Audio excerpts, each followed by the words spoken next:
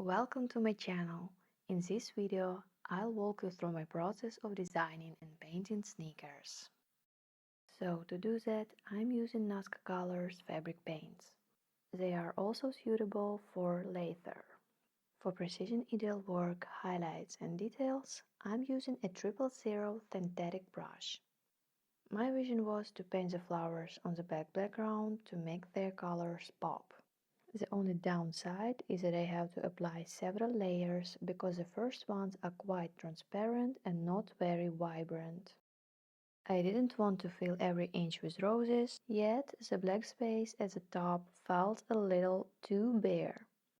So why not add a bit of magic? Let there be the moon and stars.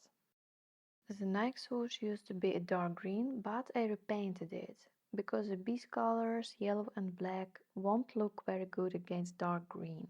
I just slapped on a few cartoonish clouds to break up the darkness a little. On the other side, on the prepared base, I added daisies. Simple white petals and the yellow center. There is actually no need to plan too much. Paint some flowers, add a touch of green, and suddenly you've got leaves. I felt like painting a blue butterfly with a black outline right on the Nike swoosh. Blue ones are definitely my favorites. On the second sneaker, I suddenly felt inspired to paint a sunflower. It looks strange at first against a dark background. Such a bright sunny flower surrounded by darkness, yet as a contrast made it even more meaningful to me. It represents light breaking through shadow. Gentle touches of white can give your artwork a feeling of the night sky.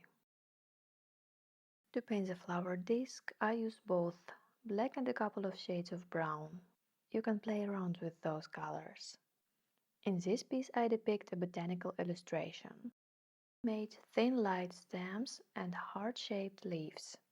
Some leaves are dark green and some are pink, with soft color changes. The leaves go down like a waterfall, giving a feeling of lightness and the movement. I also like that I make white edges on the leaves. It looks really nice on the black background. I decided to complete the composition with a bright red ladybug on the white background. It looks like a small accent of warmth and joy, and it complements the whole piece with its liveliness and kind presence. On the last side of my shoe, I decided to paint hydrangeas in shades of blue and light blue, and also some white dots.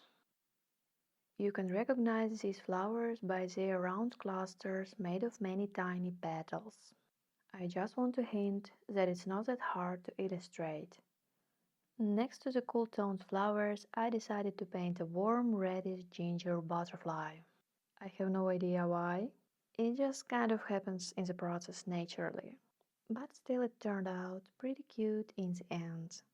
While painting the butterfly, I kept thinking about what really makes it a butterfly actually.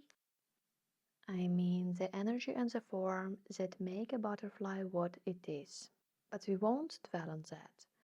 Guys, I forgot to record the final results, how I finished the second butterfly on this side.